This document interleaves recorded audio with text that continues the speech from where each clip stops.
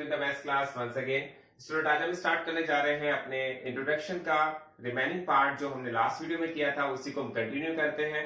और आज हम देखते हैं कि आज हम क्या पढ़ेंगे इस वीडियो में। इस वीडियो में आज हम सीखेंगे प्रॉपर्टीज का यूज। जो प्रॉपर्टी का यूज हमारे इस चैप्टर में हो रहा है, प्रॉपर्टीज कौन कौन सी यूज कर रहे हैं उसके बारे में आज हम समझेंगे। तो सबसे पहली जो प्रॉपर्टी है जिसको हम समझते हैं वो है कम्यूटेटिव प्रॉपर्टी। कम्यूटेटिव प्रॉपर्टी हमने जो प्रॉपर्टीज हम पढ़ेंगे, कम्यूटेटिव प्रॉपर्टी भी है और भी बहुत सारी प्रॉपर्टीज हैं। इन प्रॉपर्टीज को हमने लास्ट ईयर प्रीवियस ईयर की क्लासेज में भी पढ़ा हुआ है। हमने इसको 6th क्लास में पढ़ा है, 7th क्लास में पढ़ा है। और मैं आपको बता दूं ये जो प्रॉपर्टीज हैं ये रेशनल नंबर में भी एप्लीकेबल होती है। तो हम आज देखते हैं सबसे पहले commutative property. Commutative property 2 parts में डिवाइडेड होती है। तो पहला पार्ट हम देखते हैं commutative property over addition. Commutative property over addition हम ये देखते हैं कि ये प्रॉपर्टी एडिशन के केस में एप्लीकेबल है।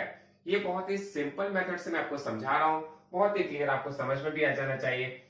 जैसे हम लिखते हैं a प्लस बी, तो ये b प्लस ए बी लिखा जा सकता है। इट मीन्स a यहाँ पर फर्स्ट प्लेस पे रखा है और b सेकंड प्लेस पर, लेकिन हमने जो राइट हैंड साइड में b फर्स्ट प्लेस पे रख दिया, a को सेकंड प्लेस पे रख दिया। इसका मतलब ये हुआ कि हम अगर वैल्यू को आगे या पीछे रख देते हैं, फर्स्ट प्लेस से सेकंड प्लेस पर रख देते हैं, तो उससे आंसर पे कोई भी इफेक्ट नहीं पड़ता है। इसको समझने के लिए आप बहुत ही छोटा सा एग्जांपल ले सकते हैं। जैसे मैंने यहाँ पर एक एग्जांपल लिया है 3 प्लस 4 और मैंने इसको यहाँ पर रख दिया है 4 प्लस 3। आप देखेंगे 3 और 4 को ऐड करके 7 आता है और 4 और 3 को ऐड करके भी 7 आता है।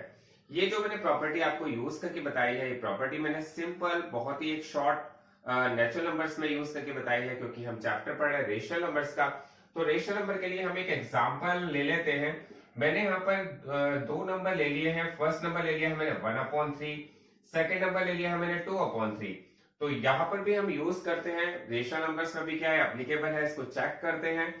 तो मैंने यहाँ पर इसको 1/3 लिखा है और फिर मैंने यहाँ पर इसको 2/3 लिखा है, और मैं इसको राइट हैंड साइड पर 2/3 फर्स्ट प्लेस पर लिख रहा हूं और 1/3 को मैं सेकंड प्लेस पर लिख रहा हूं।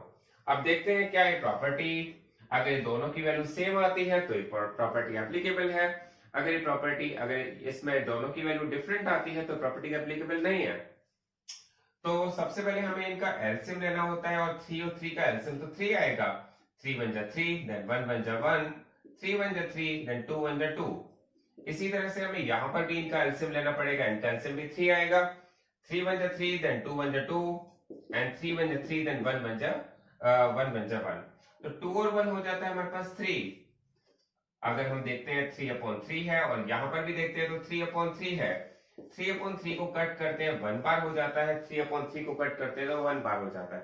तो आप देख रहे होंगे कि यहाँ पर अगर हम रेशनल नंबर्स के लिए इस प्रॉपर्टी का यूज करते हैं जिसको हम कहते हैं कम्यूटेटिव प्रॉपर्टी ओवर एडिशन, तो ये एप्लीकेबल होती है एडिशन के केस में। अब देखते हैं प्रॉपर्टी और कहाँ एप्लीकेबल है। तो अब इसका देखते हैं सेकंड पार्ट। सेकंड पार्ट में आपके पास दिया हुआ है प्रॉपर्टी में कम्यूटेटिव प्रॉपर्टी ओवर मल्टीप्लिकेशन। तो देखते हैं क्या मल्टीप्लिकेशन के केस में भी ये एप्लीकेबल है। मल्टीप्लिकेशन के केस में मैं आपको बता दूं, बहुत ही छोटा सा मैं एग्जांपल ले रहा हूं, a into B is equal to B into A. तो a into B is equal to B into A. यहां पर a फर्स्ट प्लेस पर है, यहां पर a सेकंड प्लेस पर रखा हुआ है, यहां पर भी सेकंड प्लेस पर है, यहां पर भी फर्स्ट प्लेस पर है। कम्यूटेटिव को कहते हैं कि हमारे पास जो वैल्यूज है वो वैल्यू सेम टू सेम होनी चाहिए, केवल प्लेस उसका चेंज हो जाता है। तो यहाँ पर मैं एक एग्जांपल के थ्रू चेक करता हूँ क्या ये प्रॉपर्टी मल्टीप्लिकेशन के केस में एप्लीकेबल है या नहीं। तो मैंने एक बहुत छोटा सा एग्जांपल लिया है 3 इंटू 4 और यहाँ पे लिख दिया है 4 इंटू 3। 3 इंटू 4 का मल्टीप्लाई करके 12 आता है और 4 का मल्टीप्लाई 3 करके 12 आता है। तो हमने देखा कि यहाँ पर ये प्रॉपर्टी एप्लीकेबल है, लेकिन हम चेक कर रहे हैं क्या रेशनल नंबर से केस में भी ये प्रॉपर्टी एप्लीकेबल है कि नहीं। तो मैंने एक बहुत छोटा सा एग्जांपल और ले लिया है। मैंने एग्जांपल ले लिया है, मैंने एक नंबर ले लिया है 2/3 और दूसरा नंबर ले लिया है 3/5। 2 नंबर्स ले लिए हैं। तो 2 नंबर्स के केस में हम चेक करते हैं क्या ये प्रॉपर्टी यहाँ मल्टीप्लिकेशन के केस में एप्लीकेबल होगी। तो मैंने क्या किया है, 2/3 का मल्टीप्लाई 3/5 से किया है और राइट हैंड साइड पर 3/5 का मल्टीप्लाई 2/3 से किया है। तो यहाँ पर मल्टीप्लाई करने पर आपको पता है जो वैल्यू ऊपर नीचे होती है सेम होती है, वो कट जाती है। तो यहां से 3 से 3 को कट कर दिया है। अब नीचे इसका आंसर आ गया 2/5। यहां पर भी मैंने 3 को 3 से कट कर दिया है और यहां पर आ गया है 2/5। तो देखने से हमें बिल्कुल समझ में आ रहा होगा कि ये मल्टीप्लिकेशन के केस में भी ये प्रॉपर्टी एप्लीकेबल है। तो स्टूडेंट और देखते हैं आगे ये कहां कहां एप्लीकेबल है या नहीं। तो स्टूडेंट अभी हम वही कम्यूटेटिव प्रॉपर्टी को कंटिन्यू करते हुए चेक करते हैं क्या इस सब्ट्रैक्शन के केस में भी एप्लीकेबल है या नहीं है, और डिवीजन के केस में एप्लीकेबल है या नहीं है। तो हमने यहाँ पे क्या किया कि यहाँ पर मैंने रखा है a minus B is equal to B minus A. तो इसको भी हम एक बहुत छोटे एग्जांपल से चेक करते हैं क्या ये प्रॉपर्टी सब्ट्रैक्शन के केस में भी पॉसिबल है, एप्लीकेबल है या नहीं। मैं क्या कर रहा हूं कि पहला मैंने नंबर ले लिया 5 और 5 में से 3 को मैंने माइनस कर दिया है। यहां पर 3 में से मैंने 5 को माइनस कर दिया है। मैंने सबसे पहले इसको रेशनल नंबर पर अप्लाई ना करते हुए नेचुरल नंबर पर अप्लाई किया है, क्योंकि जो नेचुरल नंबर पर अप्लाई हो जाता है तो फिर रेशनल नंबर पर भी अप्लाई हो जाएगा। तो 5 में से 3 को माइनस करने पर आता है 2, लेकिन 3 में से 5 को माइनस करने पर आता है -2। क्या यहाँ पर ये एप्लीकेबल हो रही है? नो, क्योंकि दोनों का आंसर डिफरेंट आया है। तो इसका मतलब ये हुआ कम्यूटेटिव प्रॉपर्टी सब्ट्रैक्शन के केस में एप्लीकेबल नहीं होती है। इसके बाद में नेक्स्ट टॉपिक ले रहा हूं, डिवीजन के केस में एप्लीकेबल है या नहीं है। तो यहाँ पर मैंने एक एग्जांपल ले लिया है। मैंने सबसे पहले किया है 15, पहले मैं लिख लेता हूं a divided by b is equal to b divided by a। तो यहां पर भी हम इसे बहुत ही सिंपल मेथड से चेक करते हैं। तो मैंने क्या किया है, इसको सबसे पहले एक नंबर ले लिया है 6 और इसका डिवाइड किया है 2 से, और फिर मैंने यहाँ पे रख दिया है 2, इसको डिवाइड किया मैंने 6 से।